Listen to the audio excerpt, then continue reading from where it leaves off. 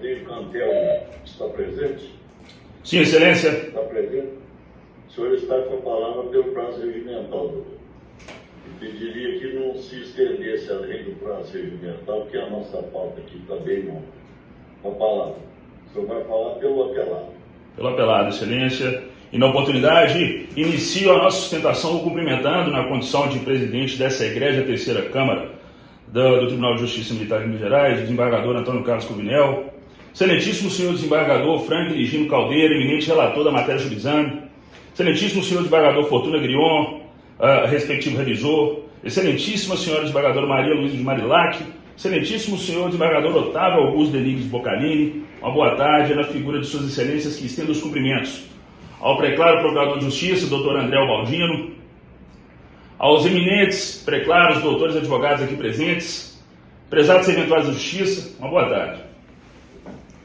Excelências, me sinto honrado e lisonjeado em fazer parte desse julgamento e, sobretudo, desse processo desde o início, e muito feliz por ter aqui a oportunidade de ouvir a peroração, a sustentação do doutor André Baldino, ícone do Ministério Público, lenda viva, e faço das palavras dele as minhas no seguinte sentido: também ombreei fileiras, também corri risco, também sofri disparo de arma de fogo em meu corpo e trago marcas comigo nesse sentido, porque através do juramento eu defendi, eu fiz, na verdade, o compromisso de defender a sociedade com o risco da minha própria vida. E da mesma forma que ombreei fileiras, e de acordo com esse julgamento, com esse compromisso, eu me lancei a diversas circunstâncias para defender a sociedade. Hoje aqui defendo também cidadãos honrados que fazem parte dessa mesma sociedade. Mas para isso, Excelência, eu chamo a atenção da necessidade efetiva de respeitarmos principalmente as regras do jogo, incluindo a Constituição Federal. Porque aqui, a princípio, no escalonamento, em ordem decrescente, nós precisamos levar em consideração dois princípios inarredáveis. Dentre eles, aquele previsto no inciso 36 do artigo 5º da Constituição.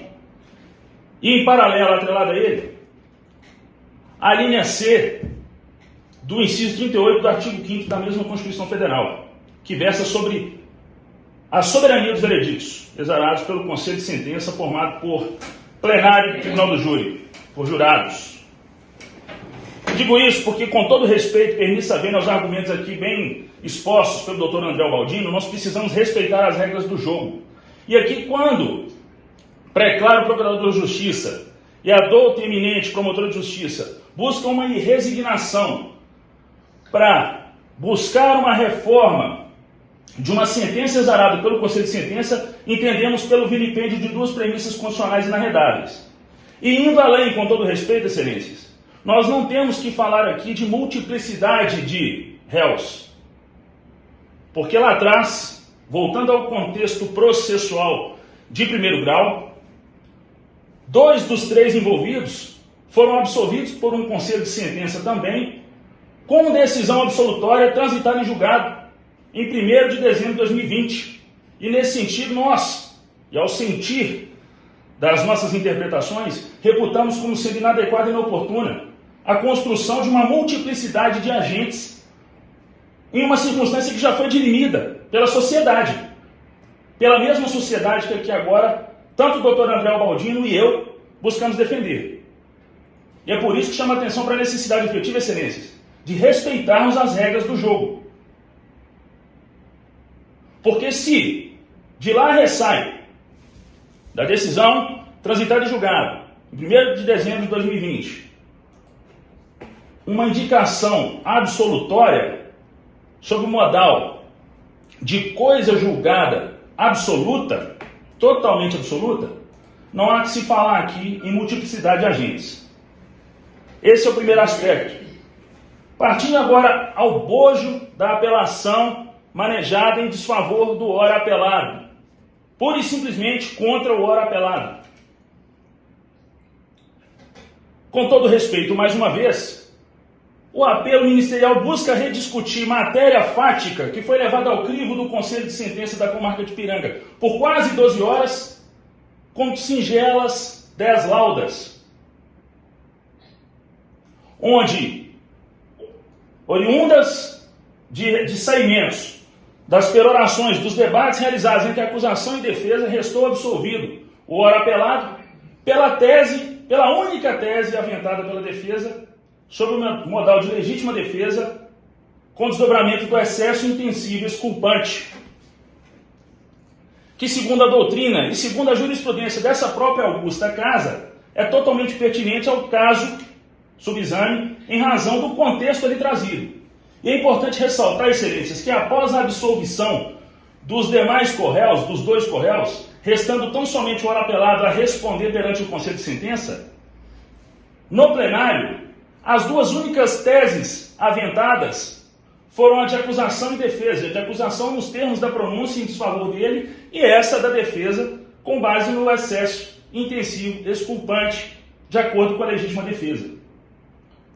E reputamos como sendo um contrassenso agora tentarmos relativizar duas premissas constitucionais e, além disso, relativizar a súmula matéria sedimentada desta augusta casa aposta na súmula 28 do Tribunal de Justiça de Minas Gerais, no que diz respeito à manutenção e respeito da soberania dos vereditos, onde, em sessão de plenário do Tribunal do Júri, a sociedade opta por acolher uma das teses ali aventadas, e nesse caso nós tínhamos apenas duas, a da acusação e da defesa, e os jurados, a sociedade optou por absolver o ora apelado.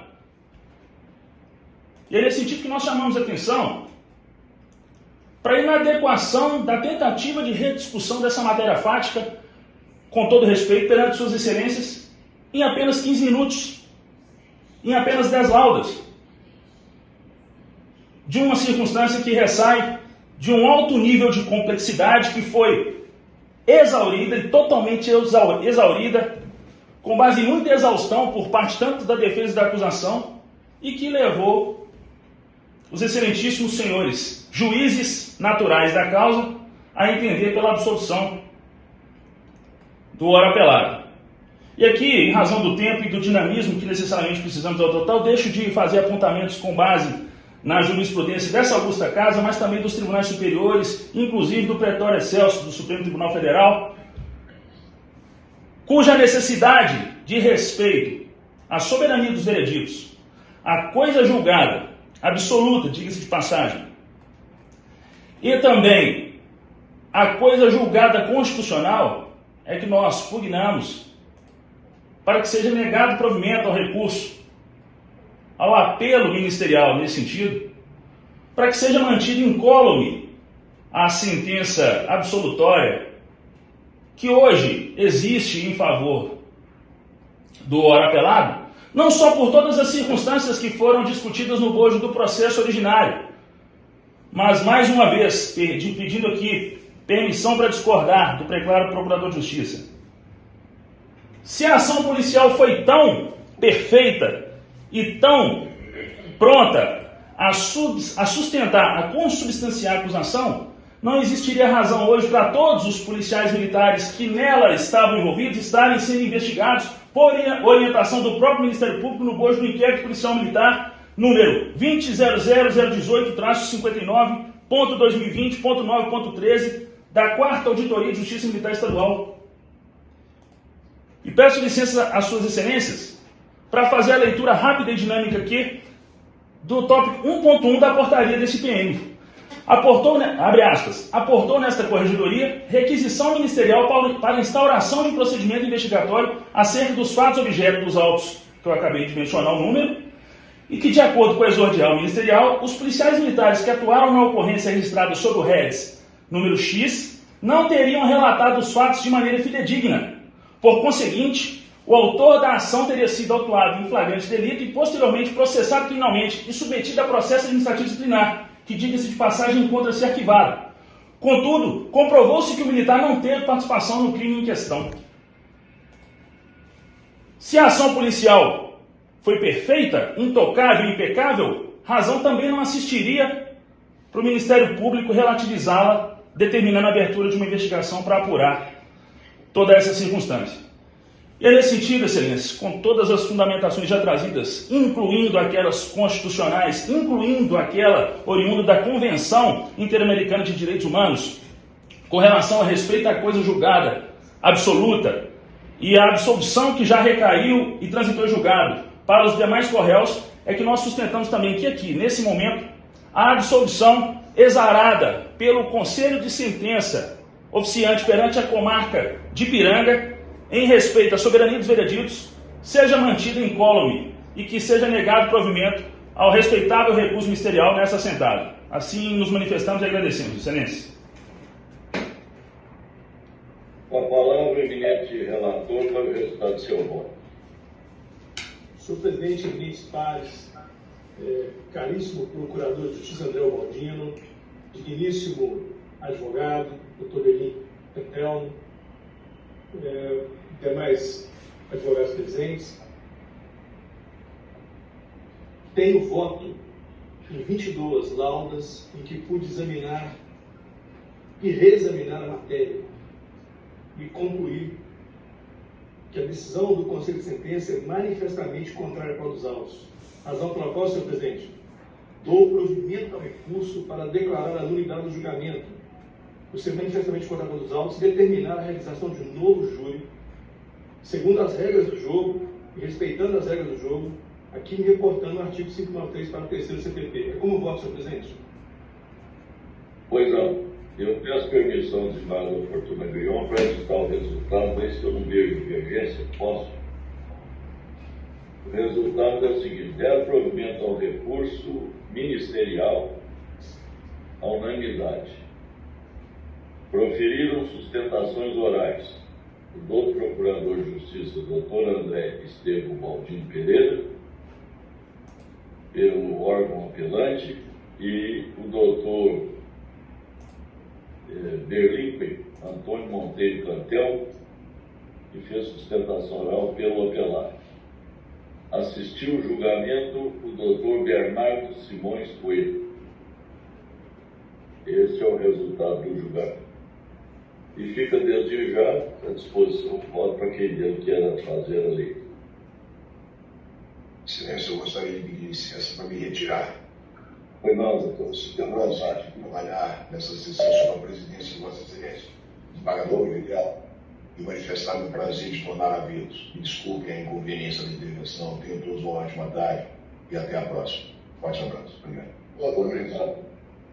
Excelências, uma boa tarde. Peço licença para me retirar, agradecendo. Boa tarde. Boa tarde, em julgamento, apelação